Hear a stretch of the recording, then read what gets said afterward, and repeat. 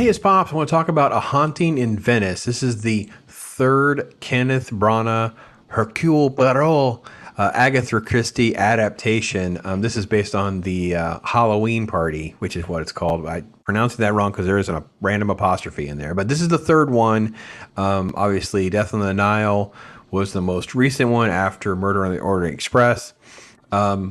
I got to be honest, after Death on the Nile, I really had such very low expectations for this, but actually heard some positive things. Mrs. Pop wants to go. Off we go. We go sit through this movie. And I can tell you what, it's an enjoyable experience. That's the biggest take home from this before I get into like deep rooted criticisms or an analysis, if you will. Basically, it's the world's famous detective doesn't want to get sucked into all this stuff. He's retired now, and ex-police officer is his bodyguard. And then there's this mystery writer. She comes to him and says, I need you to come to this Halloween party, this seance, if you will, to debunk this medium is a fraud, right? The medium is played by Michelle Yeoh, which is, again, another great performance by some of these people, by the way. I mean, I want to give some credit to Michael Green. He actually wrote a great screenplay. I actually like the screenplay for this. So the story's fine. And basically, he's there to debunk this. And during the seance, something happens and things get twisted and turned. There's a murder and he has to figure it all out. And it's complicated. And it is sort of a different feel that I liked a lot. Like, this is a lot darker and edgier.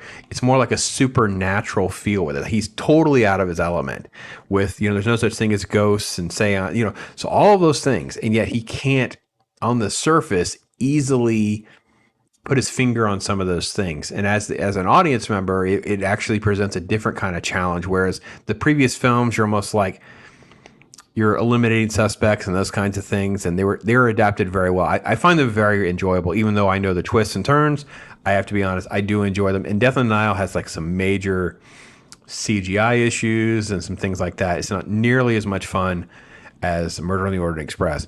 I'm interested to see how A Haunting in Venice holds up for us. We don't know. We only watched it one time. This actually was a while ago. I hadn't gotten to doing a recording of a review for you guys, but it's a fun movie. Actually turned out to make a pretty good turn on money, a pretty good return on investment. It was a $60 million budget. I saw that number.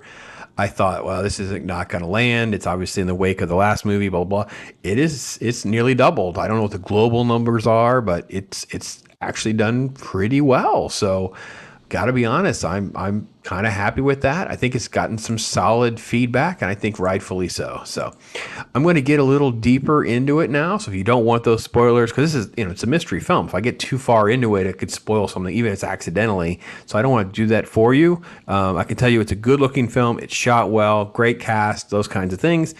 It's just a different sort of mystery thing than normal. It's not like a typical whodunit. It's kind of got some twists and turns, and the contrivances are there and things like that. So it's not a perfect type of thing. But I can tell you this, it's like an enjoyable process. It was an enjoyable journey. And it was fun to see Poirot in a sort of uncomfortable scenarios for a change. Like, it was different. I like that. So that was my positive on it. Get it out of my 5 stars. I'm probably going to go 2.5, 3 stars, depending on how you are on liking some of those different nuances. I mean, it's not the best thing ever, but it's also not bad. Fine. So, okay, let's get into it a little bit. I think what's interesting about the film is that I kind of felt like I didn't care too much about some of the characters in a way, right? There was like a previous suicide. So there was, an engagement that was broken off, so that creates obviously a suspect. The seance is supposed to like sort of like connect some things, and the medium has these 2 assistants, and they're not quite right. Like, something's going on there, and they're quickly outed as being a fraud, but then they're not, and then the medium is killed, and there's an attack, and Poirot is actually attacked, and it's kind of an interesting twist on that and what that kind of leads to later on. The way they shot this, it's a lot darker. It's a lot more about ambiance and cinematography and some of that than the previous film. So let me run through this trailer, and then it'll be easier for me to kind of point out a few things. Like the previous movies, I mean, you can look at the scale, how beautiful some of the shots are. It didn't rely on the CGI. Like the last film, I think it ran right up against a pandemic or something. But there was something that happened, and that's why some of those shots are not very good. So there he is. He's doing his thing in his retirement, and she's like, "No, I need you to come with me and go to this thing and debunk the body or whatever." But look at the location shooting that they're doing. It definitely feels like I'm on the journey. Tina Fey plays that celebrity, that book writer. I gotta be honest, I kind of forgot it was Tina Fey. Like, I mean, there's part of me it's like, well, that's Tina Fey, and there's part of me just got lost in it. So I have to give her some credit for that. Like, that's actually one of my pet peeves with her. Is like she doesn't usually become Tina Fey. I mean, she doesn't usually escape being Tina Fey, but she did in this role. It was fine. And I think with this, I want to just show the shot real quick of just how well the ambiance is set up. See how different this is? Like the way they shoot everything, a lot of dark, a lot of way they use the fireworks as lighting, things like that. Thought all of that was done very, very well. I like that a lot. Look at this. Isn't that great? That's great shots. Lots of different types of lighting and different type of things to keep you off kilter with everything. I really liked it. So that's Michelle Yeoh's character, the mask on, mask off. And this, so this is our main character. I kind of didn't know how to feel about her performance or anything like that. So Kelly Riley is famous because she is the big female lead from Yellowstone, right? And there are scenes that are great, and there are scenes that are not so great. So it was kind of odd seeing her in this role, to be honest. So yeah, there's this weird bird thing. I don't get the bird part because I feel like the bird is a red herring because the bird didn't deliver on something that I was hoping for. And, hopefully when we get to the twist, I'll let you, a little bit know about this. So anyway, so this is all playing out to set up this big murder, which is kind of in the trailer. You know what I mean? Like they set up the seance, what's actually happening, whatever. And there is a murder and she's murdered. So they need you. They need you to solve the murder. So you end up with these really nice shots, as you can see, where all the suspects, typical to what Kenneth Branagh has done previously with his movies. So, yeah, this was the fiance, and he shows up. There's a doctor that's suffering from like a psychological trauma. There's the kid though is very interesting. Jude Hill plays the kid.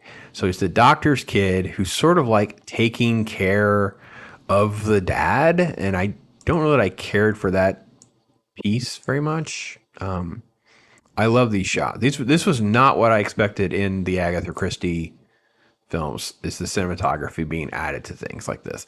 I think what worked for me, was the fact that I felt very immersed in all of this. This is a very important scene. We'll come back to this scene in a minute or something like that in a minute with this. He's investigating some different things like that. And his head's thrown under some water. That's actually a different scene, but it's okay. I like how they cut the trailer to keep you off balance so you think you know something you don't. But I think I captured the general elements to the ambiance and things like that. So the twist, so again, if you don't want the twist, I'll spoil it. Okay. There's a twist. I won't even tell you the final ending, but I'll tell you the twist. Because the twist was clever enough, and it worked, because I knew there had to be a scientific explanation. There had to be something. But they had to allude that there could be more, which was really what you wanted. You really wanted something that would put him back into questioning his own belief systems. And what they did was, he's been drugged. He actually has been exposed to a hallucinogenic, and in that process, it now has affected him, and he has had some visions. We'll call them visions, right? So it kind of lends itself to the problem solving or making things more complicated than they should have been. It works really, really well, and I will admit, it has a very dark ending. Like this was not. It's PG-13. I mean, I'm sure it's fine. I mean, it's fine. It's fine for kids. There's really nothing. I mean, there's murder and stuff, but it's not like graphic horror or anything like that. But the biggest thing is it ends on a high note, which is what you want. As a fan, he gets back in the game. He has to be a detective again. And that was by far, you leave on a high note, man. I tell you what, I mean, for me, it's like a 3-star movie, right? Because I enjoy it, I know, but I know it's like it's not as solid as you'd like. It's definitely not as good as Murder on the Orient Express. I thought was very well executed, done exceptionally well. I think Death on the Nile was the weakest of the three. It's a strong 2, 2.5. It's really reaching for me. This is a strong 2.5, probably closer to a 3. Orient Express is like a 3.5. So yeah, this was a good time, making money, doing well, well executed, done. I'm hoping that because of this response, and it may hopefully has surprised them, maybe they'll do another one. I think the biggest problem they're going to have is people expecting things to go faster. It's a very slow, methodical process. So it will be described as being boring by people who don't like it. So if you've seen that take on it, that's why they expected things to go faster and stuff. So that's all. That's all there is to it. So anyway, that's my take on it. A Haunting in Venice. I know. Who knew? A decent movie. A decent movie.